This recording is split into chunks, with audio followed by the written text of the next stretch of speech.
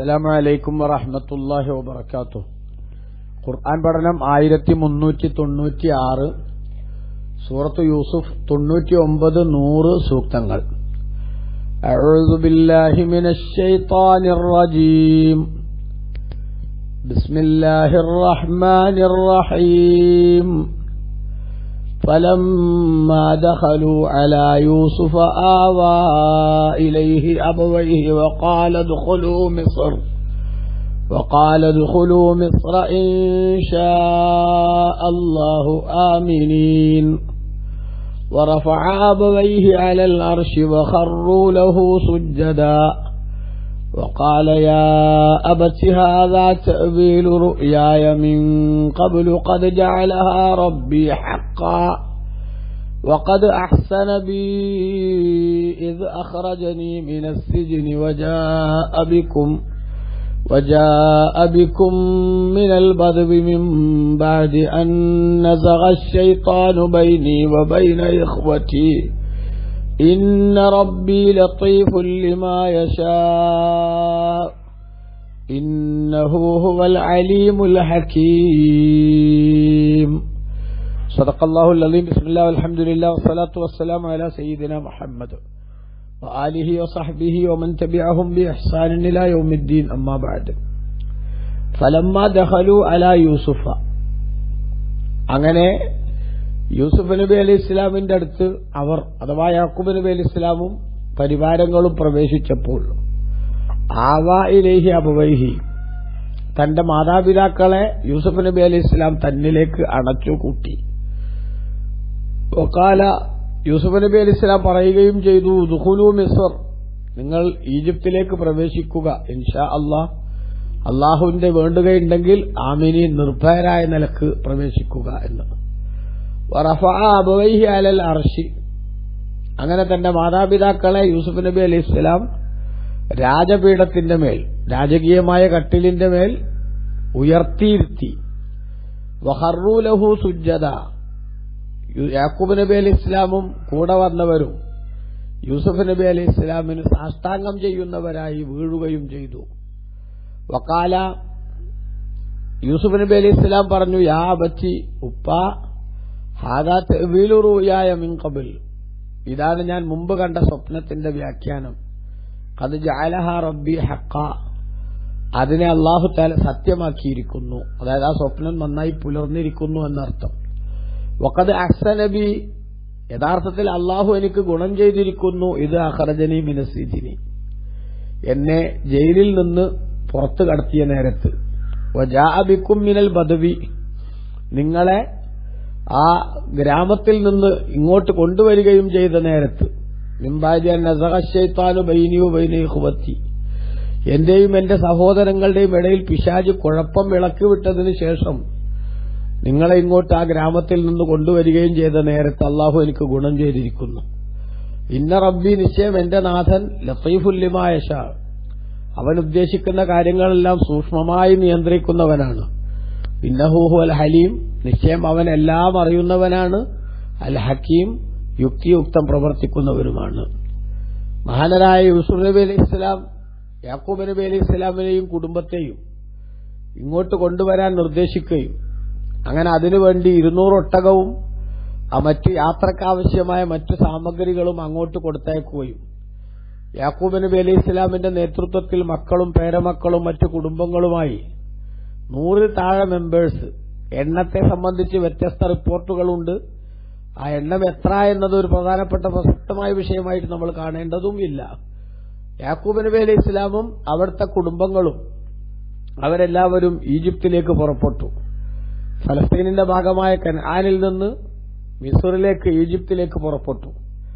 അങ്ങനെ അവർ എത്താറായി എന്ന വിവരം, ഈജിപ്തിന്റെ ബോർഡറിലേക്ക് എത്താറായി എന്ന വിവരം കിട്ടുമ്പോൾ ബഹുമാനപ്പെട്ട യൂസുഫ് നബി അലൈഹി ഇസ്ലാം തന്റെ രാജാവിനോട്, യൂസുഫ് നബി അലൈഹി ഇസ്ലാം ഭക്ഷ്യവകുപ്പ് കൈകാര്യം ചെയ്യുന്ന മന്ത്രിയല്ലേ, അന്നത്തെ രാജാവായ റയ്യാൻ ഇബ്നു വലീദ് അദ്ദേഹത്തോട് പറഞ്ഞു, എന്റെ ഉപ്പയും പരിവാരങ്ങളും വരുന്നുണ്ട്. അപ്പൊ ആ വിവരം അറിഞ്ഞപ്പോ തന്നെ യൂസുഫ് നബി അലൈഹി ഇസ്ലാമിന്റെ കൂടെ രാജാവും അതേപോലെ തന്നെ ഉന്നത ഉദ്യോഗസ്ഥന്മാരും പ്രധാനപ്പെട്ട വ്യക്തിത്വങ്ങളും അടക്കം 4000 ആളുകളുടെ നേതൃത്വത്തിൽ യൂസുഫ് നബി അലൈഹി ഇസ്ലാമിന്റെ പിതാവിനെയും കുടുംബത്തെയും സ്വീകരിക്കാൻ വേണ്ട ഏർപ്പാടുകൾ ഈജിപ്തിന്റെ പുറത്ത്, അതായത് ബോർഡറിന്റെ മുമ്പിൽ വെച്ച് തന്നെ അവർ ചെയ്തു. യൂസുഫ് നബി അലൈഹി ഇസ്ലാമും രാജാവ് റയ്യാൻ ഇബ്നു വലീദും ഉന്നത ഉദ്യോഗസ്ഥന്മാരും മന്ത്രിസഭയിലെ മറ്റു മെമ്പർമാരും അടക്കം ഒരു വലിയ VIP പട തന്നെ യാക്കൂബ് നബി അലൈഹി ഇസ്ലാമിനെയും അതേപോലെ കുടുംബത്തെയും രാജകീയമായി സ്വീകരിക്കാൻ ഈജിപ്തിന്റെ ബോർഡറിന്റെ പുറത്തേക്ക് വരികയാണ്. അങ്ങനെ യൂസുഫ് നബി അലൈഹി ഇസ്ലാം അവരെ സ്വീകരിച്ചു. രാജാവടക്കമുള്ള എല്ലാവരും സ്വീകരിച്ചു. മഹാനായ ഇമാം അബൂ സഊദ് തന്റെ തഫ്സീറിൽ രേഖപ്പെടുത്തുന്നത് കാണാം. ബഹുമാനപ്പെട്ട യൂസുഫ് നബി അലൈഹിസ്സലാം പിതാവിനും കുടുംബത്തിനും ഇങ്ങോട്ട് യാത്രക്കാവശ്യമായ സംവിധാനങ്ങളെല്ലാം അങ്ങോട്ട് കൊടുത്തയക്കുകയും അങ്ങനെ അവർ സന്തോഷത്തോടുകൂടെ ഈജിപ്തിലേക്ക് വരികയും 4000 ആളുകളുടെ നേതൃത്വത്തിൽ രാജാവും അതേപോലെ യൂസുഫ് നബി അലൈഹി ഇസ്ലാമും അവരെ സ്വീകരിക്കുകയും ചെയ്തു. അങ്ങനെ ഫലഖൗ യാക്കൂബ് അലൈഹി ഇസ്ലാം വഹുവ യംശി മുതവക്കിഅൻ അലാ യഹൂദ. യാക്കൂബ് നബി അലൈഹി ഇസ്ലാം തന്റെ മൂത്ത മകൻ യഹൂദയുടെ തോളിൽ പിടിച്ചിങ്ങനെ അദ്ദേഹത്തിന് ഇങ്ങനെ ഒരു പ്രത്യേക ഒരു ബാലൻസിങ്ങിന് വേണ്ടി പിടിച്ച് യാക്കൂബ് നബി അലൈഹി ഇസ്ലാം ഇങ്ങനെ വരികയാണ്. അപ്പൊ ആ വരുന്ന സമയത്ത് അവരെ സ്വീകരിക്കാൻ വേണ്ടി യൂസുഫ് നബി അലൈഹി ഇസ്ലാമും പടയും ഇവിടുന്ന് അങ്ങോട്ടും വരുന്നു. അങ്ങനെ യാക്കൂബ് നബി അലൈഹി ഇസ്ലാം ഈ സൈന്യവും അതേപോലെ തന്നെ ഇവരുടെ മറ്റു ആർഭാടങ്ങളടക്കമുള്ള സംഗതികൾ, സ്വീകരണത്തിനാവശ്യമായിട്ടുള്ള അന്നത്തെ രാജകീയമായ പ്രൗഢി, ആ കുതിരകളും ജനങ്ങളും അങ്ങനെ തുടങ്ങിയിട്ടുള്ള ആ ഒരു പുരുഷാരത്തെ കണ്ടപ്പോ യാക്കൂബ് നബി അലൈഹി ഇസ്ലാം അതിങ്ങനെ നോക്കിയിട്ട് മകനായ യഹൂദയോട് ചോദിച്ചു, യാ യഹൂദ അഹാദാ ഫിർഔനു മിസ്ർ, അല്ല യഹൂദ, ഇതാണോ മിസ്റിലെ ഭരണാധികാരിയായ ഫിർഔൻ? അപ്പോ ബഹുമാനപ്പെട്ട യഹൂദ പറഞ്ഞു, ഖാലല, അല്ല, ബൽ വലദുഖ്, അത് നിങ്ങളെ മകൻ യൂസുഫാണ് എന്ന് പറഞ്ഞു. അങ്ങനെ ഫലമ്മാ ലഖിയഹു, യൂസുഫ് നബി അലൈഹി ഇസ്ലാമിനെ കണ്ടുമുട്ടിയപ്പോൾ ഖാല അലൈഹി സ്വലാത്തു വസ്സലാം, യാക്കൂബ് നബി അലൈഹി ഇസ്ലാം പറഞ്ഞു, അസ്സലാമു അലൈക യാ മുദ്ഹിബൽ അഹ്സാൻ, ദുഃഖങ്ങളെല്ലാം നീക്കിക്കളയുന്നവന് സലാം എന്ന് പറഞ്ഞു. അങ്ങനെ ബഹുമാനപ്പെട്ട യൂസുഫ് നബി അലൈഹിസ്സലാം ഉപ്പായോട് പറഞ്ഞു എന്നൊരു റിപ്പോർട്ടുണ്ടെന്ന് അബൂ സഊദ് രേഖപ്പെടുത്തുന്നു. യാ ബത്തി ബക്കൈത അലയ്യ ഹത്താ ദഹബ ബസറുക്, ഉപ്പ എന്നെ കാണാത്തതിന്റെ പേരിൽ ദുഃഖം കൊണ്ട് കരഞ്ഞ് കണ്ണിന്റെ കാഴ്ച വരെ മങ്ങുന്ന സാഹചര്യം അങ്ങേക്കുണ്ടായി. അലം തഅലം അന്നൽ ഖിയാമത്തെ തജ്മഉന, അങ്ങേക്ക് അറിയാമായിരുന്നില്ലേ ഖിയാമത്ത് നാളിൽ എന്തായാലും നമ്മൾ ഒരുമിച്ച് കൂടുമെന്ന്? അപ്പോ എന്തിനായിരുന്നു അങ്ങനെ അത്രയും കഷ്ടപ്പെട്ട്, അതുവരെ കാണാൻ കഴിഞ്ഞില്ലെങ്കിലും അന്ത്യനാളിൽ അല്ലാഹു തആല നമ്മളെ ഒരുമിച്ച് കൂട്ടുമെന്ന് അങ്ങേക്ക് അറിയാമായിരുന്നുവല്ലോ, പിന്നെ എന്തിനിത്രയും കരഞ്ഞു എന്ന് ചോദിച്ചപ്പോ ഫഖാല ബല, യാക്കൂബ് നബി അലൈഹി സ്വലാം പറഞ്ഞു, മകനെ അതെ, ഒരുമിച്ച് കൂട്ടുമെന്ന് എനിക്കറിയാമായിരുന്നു. വലാകിന്നി ഖശീതു അൻ യുസ്ലബ ദീനുക, നിങ്ങളുടെ മതപരമായിട്ടുള്ള ആക്ടിവിറ്റീസിൽ അല്ലെങ്കിൽ കാഴ്ചപ്പാടിൽ അതിലെന്തെങ്കിലുമൊക്കെ മാറ്റം വന്ന് നിങ്ങൾ ഈ ദീനിന്റെ ആശയത്തിന്റെ പുറത്തു പോയേക്കുമോ എന്ന് ഞാൻ ഭയപ്പെട്ടു. അങ്ങനെ പോയാൽ ഫയുഹാലു ബൈനി വബൈനിക്, നമ്മുടെ ഇടയിലുള്ള ബന്ധം നഷ്ടപ്പെടും. കണ്ടോ, മതപരമായിട്ട് വിശ്വാസരംഗത്ത് ഉറച്ചു നിന്നിട്ട് വേണം കുടുംബത്തിന്റെ മഹത്വവും അതേപോലെ തന്നെ അതിന്റെ പവറും അവകാശപ്പെടാൻ. അപ്പൊ കുടുംബത്തിന്റെ പവർ അവകാശപ്പെടാൻ അമ്പിയാക്കളുടെ കുടുംബത്തിന് പവറുണ്ട്, ആ പവർ അവർക്ക് ലഭിക്കുകയും ചെയ്യും. പക്ഷെ വിശ്വാസം എന്ന് പറയുന്ന അടിസ്ഥാന യോഗ്യത ഉണ്ടെങ്കിലേ അത് ഒന്നിക്കാനുള്ള യോഗ്യതയായിട്ട് പരിഗണിക്കപ്പെടുകയുള്ളൂ. അതുകൊണ്ട് എന്റെ ശേഷം നിങ്ങൾ എന്നിൽ നിന്ന് വിട പറഞ്ഞതിന് ശേഷം നിങ്ങളെ കാഴ്ചപ്പാടിൽ എന്തെങ്കിലും മാറ്റം വന്നേക്കുമോ എന്ന് ഭയപ്പെട്ടതുകൊണ്ട്, അങ്ങനെ വന്നാൽ പരലോകത്ത് നമ്മൾ സന്തോഷത്തോടെ ഒത്തുകൂടുന്ന സാഹചര്യം ഉണ്ടാവില്ലല്ലോ എന്നൊരു ഭയം എന്റെ മനസ്സിലുണ്ടായിരുന്നു എന്ന് യാക്കൂബ് നബി അലൈഹി ഇസ്ലാം പറഞ്ഞു എന്ന് ബഹുമാനപ്പെട്ട അബൂ സഊദ് രേഖപ്പെടുത്തുന്നു. അപ്പൊ ഏതായാലും അങ്ങനെ യാക്കൂബ് നബി അലൈഹി ഇസ്ലാമും കുടുംബവും അവർ ഈജിപ്തിന്റെ പരിധിയിലേക്ക് വരികയാണ്. ആ വരുന്ന സമയത്ത് 100-ൽ താഴെ ആളുകളാണ് അവരുള്ളത് എന്നും, എന്നാൽ പിന്നീട് ആ ഇസ്രയേലികൾ പടർന്നു പന്തലിച്ച് വളർന്നു വലുതായി ലക്ഷക്കണക്കിന് മെമ്പർമാരുള്ള ഒരു വലിയ വിഭാഗമായി അല്ലാഹു തആല മാറ്റിയെന്നുമുള്ള ചരിത്രം നമ്മൾ നേരത്തെ സൂചിപ്പിച്ചിട്ടുണ്ട്. അപ്പൊ ഏതായാലും യാക്കൂബ് നബി അലൈഹിസ്സലാം യൂസുഫ് നബി അലൈഹി ഇസ്ലാമിന്റെ ക്ഷണപ്രകാരം ഈജിപ്തിൽ എത്തിയിരിക്കുന്നു. അതുമായി ബന്ധപ്പെട്ടുള്ള അതിന്റെ ചരിത്രം വിശദീകരിക്കുന്ന സമയത്ത് ബഹുമാനപ്പെട്ട ഖുർആൻ വ്യാഖ്യാതാക്കൾ പറയുന്നത് കാണാം. അല്ലാഹു സുബ്ഹാനഹു വ തആല യാക്കൂബ് നബി അലൈഹിസ്സലാമിനെ യൂസുഫ് നബി അലൈഹിസ്സലാമിന്റെ അടുത്തേക്ക് എത്തിക്കുമ്പോൾ ആ സ്വീകരണം അത് കേങ്കേമമാക്കാൻ ആവശ്യമായ സംവിധാനം അള്ളാഹു ഉണ്ടാക്കുകയും അങ്ങനെ യൂസുഫ് നബി അലൈഹിസ്സലാമും അതേപോലെ രാജാവും പരിവാരങ്ങളും യാക്കൂബ് നബി അലൈഹിസ്സലാമിനെയും കുടുംബത്തെയും സ്വീകരിക്കാൻ വേണ്ടി ഈജിപ്തിന്റെ പുറത്തേക്ക് തന്നെ വരികയും ചെയ്തു. അങ്ങനെ രാജാവും ഉൾപ്പെടുന്ന സംഘം വന്നു എന്ന് പറയുന്നത് തന്നെയാണ് കൂടുതൽ ശരിയെന്ന് ഇബ്നു കസീർ തന്റെ തഫ്സീറിൽ രേഖപ്പെടുത്തുന്നുണ്ട്. കാരണം സ്വീകരണം അത്രയും ക്ഷേമമാണെന്ന് വരുത്താൻ അതാണല്ലോ ശരിയായ അഭിപ്രായമെന്ന്. അതാണ് ഫലമ്മ ദഖലു അലാ യൂസുഫ. അങ്ങനെ യൂസുഫ് നബി അലൈഹി സ്വലാമിന്റെ അടുത്തവർ പ്രവേശിച്ചപ്പോൾ ആവായിലേഹി അബവൈഹി, തന്റെ മാതാപിതാക്കളെ അദ്ദേഹം തന്നിലേക്ക് അണച്ചുകൂട്ടി, രണ്ടുപേരെയും ആലിംഗനം ചെയ്തു, ആശ്ലേഷിച്ചു എന്നർത്ഥം. ഇവിടെ എന്നിട്ട് വഖാല, എന്നിട്ട് ബഹുമാനപ്പെട്ട യാക്കൂബ് നബി അലൈഹി സ്വലാം പറഞ്ഞു, ഉദ്ഖുലൂ മിസ്ർ, നിങ്ങൾ മിസ്റിലേക്ക് പ്രവേശിക്കൂ, ഇൻഷാ അല്ലാഹ്, അള്ളാഹു ഉദ്ദേശിച്ചാൽ, ആമിനീൻ, നിർഭയരായ നിലക്ക് എന്ന് പറഞ്ഞു. ഇവിടെ ചർച്ച ബഹുമാനപ്പെട്ട ഇമാം ഇബ്നു ജരീർ തുബരിയും മറ്റൊക്കെ നടത്തുന്നുണ്ട്. ഇതിപ്പോ എന്ത് വർത്താന? ഈജിപ്തിൽ വന്നതിന് ശേഷം ഈജിപ്തിലേക്ക് പ്രവേശിക്കൂ എന്ന് പറഞ്ഞാൽ അതിൽ എന്താണ് അർത്ഥമുള്ളത്? അതിനെ സംബന്ധിച്ച് രണ്ട് രൂപത്തിലുള്ള നിരീക്ഷണം മുഫസ്സിറുകൾ രേഖപ്പെടുത്തുകയാണ്. ഒന്ന്, ആ മിസ്റിലേക്ക് പ്രവേശിക്കൂ എന്ന് പറഞ്ഞാൽ ഞാൻ പറഞ്ഞല്ലോ നേരത്തെ, സ്വീകരിക്കാൻ വേണ്ടി ഈജിപ്തിന്റെ ബോർഡറിന്റെ അപ്പുറം വരെ ഇവർ പോയി എന്ന്. അപ്പൊ ആ ബോർഡറിന്റെ അപ്പുറത്ത് വെച്ച് നടക്കുന്ന സംഭാഷണമാണത്. അപ്പൊ അവിടെ വെച്ച് അവരെ സ്വീകരിക്കുകയും അവർക്ക് രാജകീയമായിട്ട് നൽകേണ്ട ആദരവുകൾ നൽകുകയും ചെയ്ത് ഇങ്ങോട്ട് സ്വീകരിച്ചു കൊണ്ടുവന്ന് മിസ്റിന്റെ ബോർഡറിലെത്തിയപ്പോൾ യൂസുഫ് നബി അലൈഹി സ്വലാം പറഞ്ഞു, നിങ്ങൾ മിസ്റിലേക്ക് പ്രവേശിച്ചോളൂ എന്ന്.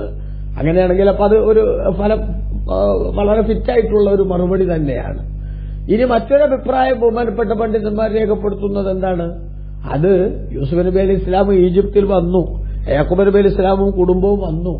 അങ്ങനെ ഈജിപ്തിലേക്ക് കയറിയതിന് ശേഷം തന്നെ, കൊട്ടാരത്തിൽ എത്തിയതിനു ശേഷം തന്നെ ഉദ്ഖുലൂ മിസ്ർ, നിങ്ങൾ മിസ്ർക്ക് പ്രവേശിച്ചോളൂ എന്ന് പറഞ്ഞത്. അവിടെ പ്രവേശിച്ചോളൂ പറഞ്ഞതിന്റെ അർത്ഥം ഇനി നിങ്ങൾ ഇവിടെ താമസിച്ചോളൂ എന്ന അർത്ഥമാണ്. ഉസ്കുനു, നിങ്ങളിവിടെ താമസിച്ചോളൂ നിർഭയരായി, ആരെയും പേടിക്കേണ്ടതില്ല, നിങ്ങൾ കുടിയിറക്ക് ഭീഷണി നേരിടേണ്ടതില്ല, യാതൊരു വിധത്തിലുള്ള ബുദ്ധിമുട്ടുകളും നിങ്ങൾക്ക് ആരും ഉണ്ടാക്കില്ല എന്ന അർത്ഥത്തിലാണ് ആ പറഞ്ഞത്. അപ്പൊ അങ്ങനെയാണെങ്കിലും കുഴപ്പമൊന്നുമില്ല.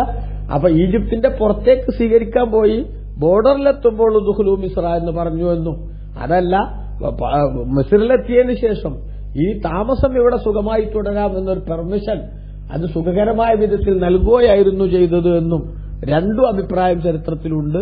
രണ്ടാണെങ്കിലും അവിടെ പ്രത്യേകിച്ച് പ്രശ്നങ്ങളൊന്നുമില്ല എന്ന് നമുക്ക് എല്ലാവർക്കും അറിയാൻ പറ്റും. അങ്ങനെ ഏതായാലും മിസ്റിൽ നിങ്ങൾ താമസിക്കൂ എന്ന് ബഹുമാനപ്പെട്ട യൂസുഫ് നബി അലൈഹി സ്വലാം പറഞ്ഞു. ഇവിടെ ആവായിലേഹി അബവൈഹി, തന്റെ മാതാപിതാക്കളെ തന്നിലേക്ക് അണച്ചുകൂട്ടി എന്ന് പറഞ്ഞാൽ ഉമ്മയും ബാപ്പയും ആണോ അതോ ഉപ്പയും ഇളയമയുമാണോ എന്ന് രണ്ടു വീക്ഷണം പണ്ഡിതന്മാർ ഇവിടെ പങ്കുവെക്കുന്നുണ്ട്. അതായത് യാക്കൂബ് നബി അലൈഹി ഇസ്ലാമിന്റെ ഒരു ഭാര്യയായ യൂസുഫ് നബി അലൈഹി ഇസ്ലാമിന്റെയും അതേപോലെ തന്നെ ബെന്യാമിന്റെയും ഉമ്മ റാഹേൽ, അവര് വഫാത്തായതിനു ശേഷമാണ് ലയ്യ ബീവിയെ കല്യാണം കഴിച്ചത് എന്ന അഭിപ്രായമുണ്ട്. അപ്പൊ അഭിപ്രായം അനുസരിച്ച് അബുവൈഹി, മാതാപിതാക്കളെ എന്ന് പറഞ്ഞാൽ ഉമ്മാനെ പറ്റിയും അതേപോലെ തന്നെ ഇളയമാനെ പറ്റിയും ബാപ്പാനെ പറ്റിയും എളാപ്പാനെ പറ്റിയും ഒക്കെ എന്ത് പറയലുണ്ട്, പിതാവ് എന്ന് ഒന്നിച്ചു പറയുന്ന ശൈലി അറബികൾക്കിടയിൽ വ്യാപകമാണ്. ആ അർത്ഥത്തിൽ പറഞ്ഞതാണ് എന്നാണ് ഒരു പക്ഷം. അല്ല, യൂസുഫ് നബി അലൈഹി ഇസ്ലാമിന്റെ യഥാർത്ഥ ഉമ്മ തന്നെ ജീവിച്ചിരിപ്പുണ്ടായിരുന്നു എന്നൊരഭിപ്രായവും പണ്ഡിതന്മാർ ഇവിടെ രേഖപ്പെടുത്തുന്നുണ്ട്. എന്തായാലും ആ സമയത്ത് യാക്കൂബ് നബി അലൈഹി ഇസ്ലാമിന്റെ ഭാര്യയായിട്ടുണ്ടായിരുന്നവർ, അത് യൂസുഫ് നബി അലൈഹി ഇസ്ലാമിന്റെ ഉമ്മയായാലും ഇനി അല്ല ഉമ്മാന്റെ സഹോദരിയായ ഇളയമയായാലും, രണ്ടാണെങ്കിലും ഇളയമയാണെങ്കിലും ഉമ്മാന്റെ സ്ഥാനത്ത് തന്നെയല്ലേ. അപ്പൊ അതുകൊണ്ട് മാതാപിതാക്കളെ തന്നിലേക്ക് അണച്ചുകൂട്ടി എന്ന് പറഞ്ഞു. അങ്ങനെ മിസ്റിൽ താമസിക്കാനുള്ള ഒരു പെർമിഷൻ, ഓൾ പെർമിഷൻ അവർക്ക് അല്ലാഹു വാസ്തവത്തിൽ നൽകുകയാണ് ബഹുമാനപ്പെട്ട യൂസുഫ് നബി അലൈഹി ഇസ്ലാം ചെയ്യുന്നത്. അങ്ങനെ റഫഅ അബവൈഹി അലൽ അർശി, മാതാപിതാക്കളെ യൂസുഫ് നബി അലൈഹി ഇസ്ലാം രാജകീയമായ പീഠത്തിന്റെ മേൽ, കട്ടില് എന്നും രാജകീയമായിട്ടുള്ള പ്രൗഢിയുള്ള മറ്റ് രാജാവിരിക്കുന്ന പ്രദേശം എന്നൊക്കെ അതിന് ഉദ്ദേശം പറയുന്നുണ്ട്. അതായത് അവിടെ അവർ രണ്ടുപേരെയും കയറ്റിയിരുത്തി എന്ന് പറഞ്ഞാൽ ഉമ്മാക്കും ബാപ്പാക്കും വലിയ പദവിയും പവറും ആര് കൊടുത്തു? രാജാവ് കൊടുത്തു എന്നർത്ഥം. യൂസുഫ് നബി അലൈഹി ഇസ്ലാം കൊടുത്തു എന്നർത്ഥം. യൂസുഫ് നബി അലൈഹി ഇസ്ലാം ഭരണാധികാരിയാണ്. ആ ഭരണാധികാരി ഇരിക്കുന്ന ഇടത്ത് തന്നെ മാതാപിതാക്കളെ കയറ്റിയിരുത്തിക്കൊണ്ട് ഉമ്മയും ബാപ്പയും ഒരു രംഗത്തും അവഗണിക്കപ്പെട്ടുകൂടാ എന്ന മക്കൾക്കുള്ള വല്ലാത്തൊരു സന്ദേശം യൂസുഫ് നബി അലൈഹി ഇസ്ലാം നൽകുകയായിരുന്നു അവിടെ എന്ന് നമുക്ക് മനസ്സിലാക്കാൻ പറ്റും. കാരണം രാജാവിരിക്കുന്ന അല്ലെങ്കിൽ അവിടുത്തെ ആ ഉന്നത സ്ഥാനത്തിരിക്കുന്ന അധികാരി ഇരിക്കേണ്ട സ്ഥലം അതാണല്ലോ അർശ് എന്ന് പറയുന്നത്, ആ രാജപീഠം എന്ന് പറയുന്നത്. ആ പീഠത്തിൽ ബഹുമാനപ്പെട്ട മാതാപിതാക്കളെ കയറ്റിയിരുത്തി എന്ന് പറഞ്ഞാൽ ഉമ്മയും ബാപ്പയും അവരെക്കാൾ ഉന്നതമായ ഒരു സ്ഥാനത്തേക്ക് മക്കൾ ഉയർത്തപ്പെട്ടാൽ പോലും ബാപ്പയും ഉമ്മയും അവഗണിക്കപ്പെട്ടുകൂടാ, അവർ അങ്ങേയറ്റം നിസ്സാരപ്പെടുത്തപ്പെടുന്ന ഒരു സാഹചര്യം ഉണ്ടായിക്കൂടാ എന്ന് നമുക്ക് ഇവിടുന്ന് മനസ്സിലാക്കാം. നമ്മൾ ഈ കാലത്തൊക്കെ പ്രത്യേകിച്ചും മനസ്സിലാക്കണം. ഒരു പക്ഷെ മക്കളിപ്പോ നല്ല പൊസിഷനിലായിട്ടുണ്ടാവും, ഉമ്മയും ബാപ്പയും എല്ലും തൊലിയുമായി തൊലിയൊക്കെ ചുക്കിച്ചുളിഞ്ഞ് കാണാൻ തീരെ സൗന്ദര്യമില്ലാത്ത ആകർഷകമല്ലാത്ത അവസ്ഥയിലേക്ക് എത്തിയിട്ടുണ്ടാകും. ആ പ്രായത്തിന്റെ ചടപ്പും അതേപോലെ തന്നെ കാലം അവരുടെ ശരീരത്തിലുണ്ടാക്കിയ ആ പരിക്കും അതൊക്കെ കാരണത്താൽ തീരെ ഒരു ലുക്കില്ലാത്ത മാതാപിതാക്കൾ അവരെ എന്റെ ഉമ്മയും ഉപ്പയുമാണെന്ന് പറയാൻ പോലും എന്റെ ഈ പൊസിഷൻ വെച്ചുകൊണ്ട് എനിക്ക് സാധിക്കില്ല എന്ന് പറയുന്ന അന്തംകമ്മികളായ മക്കൾ എന്ന് നമുക്ക് അവരെ പറ്റി പറയേണ്ടി വരും, അല്ലെ? അവർ ഉന്നത സ്ഥാനത്താണെങ്കിലും അവർക്ക് എന്തോ ഒരു സ്ഥാനങ്ങൾ കിട്ടിയെന്നല്ലാതെ ആ കിട്ടിയ സ്ഥാനത്തിന്റെ ആ മഹത്വം ഉൾക്കൊള്ളാൻ കഴിയുന്നവരല്ല അവർ. കാരണം എന്താ, അത് ഉൾക്കൊള്ളുകയാണെങ്കിൽ ആ സ്ഥാനത്തേക്കൊക്കെ അവരെത്തിയതിന്റെ ബാഹ്യലോകത്തെ ചാലകശക്തികളിൽ ഏറ്റവും എടുത്തു പറയേണ്ട ഉമ്മയും ഉപ്പയും അവരെന്തായാലും ആ സ്ഥാനത്തിന്റെ മഹത്വവും മഹിമയും അത് മനസ്സിലാക്കണമല്ലോ മക്കള്. അപ്പൊ അത് മനസ്സിലാക്കാത്തവർക്ക് വാസ്തവത്തിൽ എന്ത് സ്ഥാനം കിട്ടിയാലും അതിൽ വലിയ കഥയൊന്നുമില്ല, അതൊന്നും മനസ്സിലാക്കാൻ അർഹതയുള്ളവരല്ല അവർ എന്ന് തിരിച്ചറിയാം. അപ്പൊ മാറിയ കാലത്തെ സമൂഹത്തിന്റെ ഒരു ആറ്റിറ്റ്യൂഡിനെ കുറിച്ച് നമ്മൾ കൃത്യമായി ആലോചിക്കണം. നമ്മൾ എത്ര തന്നെ ഉന്നതമായ പൊസിഷനിലെത്തിയാലും ഈ സ്ഥാനത്തേക്ക് നമ്മളെ വളർത്തിക്കൊണ്ടുവരുന്നതിന് ബാഹ്യലോകത്ത് ഏറ്റവും കൂടുതൽ കഠിനാധ്വാനം ചെയ്ത, വിയർപ്പൊഴുക്കിയ, ഉറക്കൊഴിച്ച മഹാന്മാരായ രണ്ടു വ്യക്തികളാണ് വാസ്തവത്തിൽ ഉമ്മയും ഉപ്പയും. അള്ളാഹു തആല നമ്മുടെ ജീവിച്ചിരിക്കുന്ന മാതാപിതാക്കൾക്ക് ദീർഘായുസ്സും ആഫിയത്തും അവന്റെ പൊരുത്തത്തിലായി നൽകട്ടെ. മരണപ്പെട്ടുപോയ മാതാപിതാക്കളുടെ പാരത്രിക ജീവിതം അള്ളാഹു വലിയ സന്തോഷത്തിലാക്കി അവർക്കെല്ലാവർക്കും നമ്മളെ തൊട്ട് ഹൈറായ പ്രതിഫലം നൽകട്ടെ.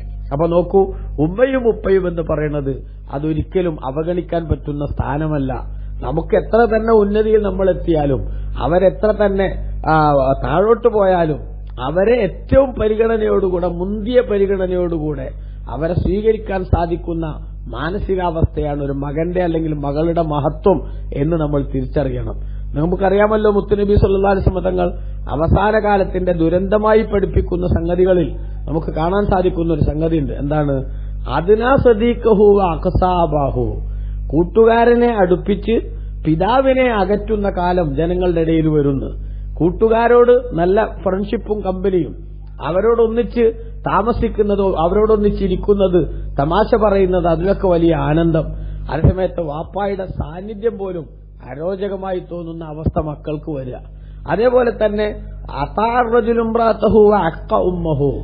ഭാര്യ പറയുന്നത് കേട്ടുകൊണ്ട് ഉമ്മാനെ കഷ്ടപ്പെടുത്തുന്ന അവസ്ഥയിലേക്ക് മനുഷ്യൻ തരം താഴുക.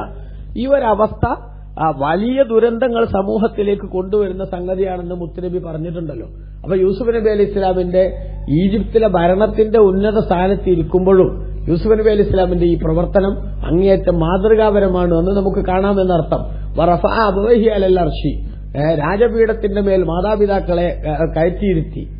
എന്നിട്ട് വഖറു ലഹു സുജ്ജദ, അവർ അഥവാ യാക്കൂബ് നബി അലൈഹി ഇസ്ലാമും ഭാര്യയും അതേപോലെ തന്നെ ഒപ്പം വന്ന സഹോദരങ്ങളും അടക്കം കുടുംബാംഗങ്ങൾ അവരെല്ലാവരും യൂസുഫ് നബി അലൈഹി ഇസ്ലാമിന് സാഷ്ടാംഗം നമിച്ചുകൊണ്ട് സുജൂദ് ചെയ്തുകൊണ്ട് വീണു. വെച്ചാൽ അവര് സുജൂദ് ചെയ്തു. യൂസുഫ് നബി അലൈഹി ഇസ്ലാമിനെ ആദരിച്ചുകൊണ്ടുള്ള സുജൂദ്. അത് മുൻകാലങ്ങളിൽ ഇബാദത്തിന്റെ സുജൂദല്ല. ഇബാദത്തിന്റെ സുജൂദ് എല്ലാ കാലത്തും ഇബാദത്ത് അള്ളാഹുവിന് മാത്രമേ പറ്റൂ. അതേസമയത്ത് സുജൂദ് ഇബാദത്തല്ലാത്ത ഒരു കാലം, അതേപോലെ തന്നെ ആദരവിന്റെ ഭാഗമായി നടത്തുന്നതിന് തെറ്റില്ലാത്തൊരു കാലം പണ്ടുണ്ടായിരുന്നു. എന്നാൽ ഈ ഉമ്മത്തിൽ സുജൂദ് എന്ന് പറയുന്നത് അള്ളാഹു അല്ലാത്ത ആർക്കും ബഹുമാനപ്പെട്ട ഇസ്ലാം അനുവദിച്ചു നൽകിയിട്ടേയില്ല എന്നതാണ് ചരിത്രത്തിന്റെ അതുമായി ബന്ധപ്പെട്ട വസ്തുത എന്നുകൂടി തിരിച്ചറിയണം. അങ്ങനെ ആദരവിന്റെ സുജൂദ് ചെയ്തു മാതാപിതാക്കളും അതേപോലെ തന്നെ മക്കളും ഒക്കെ. അപ്പൊ വക്കാല യൂസുഫ് നബി അലൈഹി ഇസ്ലാം പറഞ്ഞു, യാബത്തി ഉപ്പ ഹാദാ തഅ്വീലു റുയായ മിൻ ഖബൽ, മുമ്പ് ഞാൻ കണ്ട സ്വപ്നത്തിന്റെ വ്യാഖ്യാനാണിത്. അല്ലെ, സൂര്യനും ചന്ദ്രനും 11 നക്ഷത്രങ്ങളും എനിക്ക് സുജൂദ് ചെയ്യുന്നത് കണ്ടു എന്ന് പറഞ്ഞില്ലായിരുന്നു ചെറുപ്പത്തിൽ? ആ സ്വപ്നത്തിന്റെ വ്യാഖ്യാനമാണിത് എന്ന് പറഞ്ഞു. അത് ജഅലഹ റബ്ബി ഹഖ, ഞാൻ ആ കണ്ട സ്വപ്നത്തെ അള്ളാഹു തആല സത്യമാക്കിയിരിക്കുന്നു, സാക്ഷാത്കരിച്ചിരിക്കുന്നു എന്ന്. എന്നിട്ട് ബഹുമാനപ്പെട്ട യൂസുഫ് നബി അലൈഹി ഇസ്ലാം ആ സന്തോഷത്തിന്റെ നിമിഷത്തിൽ അള്ളാഹു തനിക്ക് ചെയ്തു തന്ന അനുഗ്രഹങ്ങളൊക്കെ ഒന്ന് ഓർത്തെടുക്കുകയാണ്. അതാണ് ഏതു സന്തോഷത്തിന്റെ വേളയിലും അനുഗ്രഹദാതാവായ അള്ളാഹുവിനെ മറക്കുന്ന ശൈലി, സന്തോഷത്തിൽ പടച്ചതമ്പുരാന് ശുക്ർ ചെയ്യാൻ നമുക്ക് മറന്നുപോകുന്ന അവസ്ഥ അതൊരിക്കലും ഉണ്ടാകാൻ പാടില്ല എന്ന് യൂസുഫ് നബി അലൈഹി ഇസ്ലാം ഓർമ്മിപ്പിക്കുന്നു നമ്മളെ. അതാ പറയുന്നത് വഖദ് അഹ്സന ബി, അള്ളാഹു എനിക്ക് ഗുണം ചെയ്തിരിക്കുന്നു, ഇത് അഖ്റജനി മിന സിജ്നി, എന്നെ ജയിലിൽ നിന്ന് അള്ളാഹു പുറത്തു കടത്തിയ നേരത്ത്. ഞാൻ അകാരണമായി ജയിലിൽ കിടന്നല്ലോ, അവിടുന്ന് ഞാൻ നിരപരാധിയാണെന്ന് തെളിയിക്കപ്പെട്ട അഗ്നിശുദ്ധി വരുത്തി പുറത്തേക്ക് വരാൻ എനിക്ക് അവസരം ഉണ്ടാക്കിയപ്പോ അള്ളാഹു തആല എനിക്ക് ഗുണം ചെയ്തു. ഇവിടെ ജയിലിൽ നിന്ന് മാത്രമല്ലല്ലോ, അതിന്റെ മുമ്പ് പൊട്ടക്കഞ്ചൊന്നും അള്ളാഹു തആല രക്ഷപ്പെടുത്തിയില്ലേ, അത് യൂസുഫ് നബി അലൈഹി സ്വലാം ഇവിടെ പറഞ്ഞില്ല. അത് ഒരു എക്സ്ട്രാ മാന്യതയുടെ സ്വഭാവമായിട്ടാണ് മുഫസ്സിറുകൾ രേഖപ്പെടുത്തുന്നത്. കാരണം എന്താ, പൊട്ടക്കിണറ്റിലേക്ക് തന്നെ തള്ളിവിട്ടത് ഇക്കാക്കന്മാർ ഇപ്പോൾ ഇവിടെ നിൽക്കുകയാണ്. അപ്പൊ ആ പൊട്ടക്കിണറ്റിൽ നിന്ന് രക്ഷപ്പെട്ട സംഗതി ഇവിടെ ഓർത്തെടുത്താൽ അത് അവരുടെ മനസ്സിന് വല്ലാത്തൊരു നോവായി അനുഭവപ്പെടും. അല്ലെങ്കിൽ അതൊരു ട്രോളായി, ഒരു പരിഹാസത്തിന്റെ ട്രോളായി അവർക്ക് ഫീൽ ചെയ്താലോ. അതുകൊണ്ട് മാന്യന്മാർ ഒരിക്കലും അവരെ ഉപദ്രവിച്ചവരെ തന്നെ ഒന്ന് വീണ്ടും കുത്തി നോവിക്കാൻ അവസരം കിട്ടിയാലും മാന്യന്മാരത് ചെയ്യരുത് എന്ന ഒരു നല്ല സ്വഭാവത്തിന്റെ സന്ദേശം കൂടി ഇതിലുണ്ട് എന്ന് മുഫസ്സിറുകൾ നിരീക്ഷിക്കുന്നുണ്ട് ഇവിടെ. അതാണ് ഇത് അഖ്റജനി മിന സിജ്നി, ജയിലിൽ തന്നെ പുറത്തു കടത്തിയപ്പോ.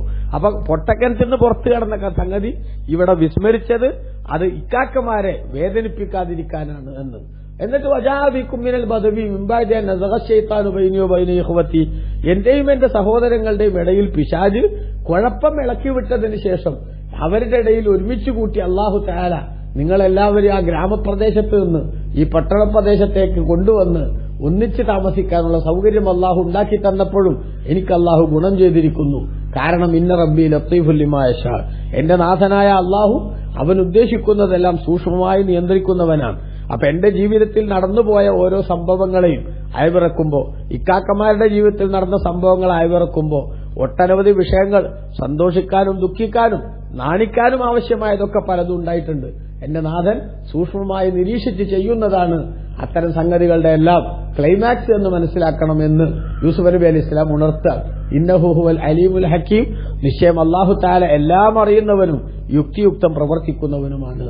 അപ്പോ യജമാനനായ നാഥന്റെ പൊരുത്തത്തിനും ഇഷ്ടത്തിനും ആവശ്യമായ വിധത്തിൽ ജീവിതം ക്രമീകരിച്ച് മുന്നോട്ട് പോയപ്പോ കഷ്ടതയുടെയും ദുഃഖത്തിന്റെയും ഒട്ടനവധി സാഹചര്യങ്ങൾക്കു ശേഷം സന്തോഷത്തിന്റെ അങ്ങേയറ്റത്തെ ആഹ്ലാദത്തിന്റെ നിമിഷങ്ങൾ അള്ളാഹു നൽകി.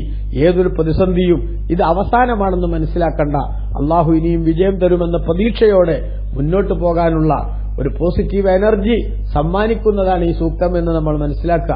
അള്ളാഹു നമുക്ക് എല്ലാവർക്കും ഖൈർ പ്രദാനം ചെയ്യട്ടെ. ആമീൻ.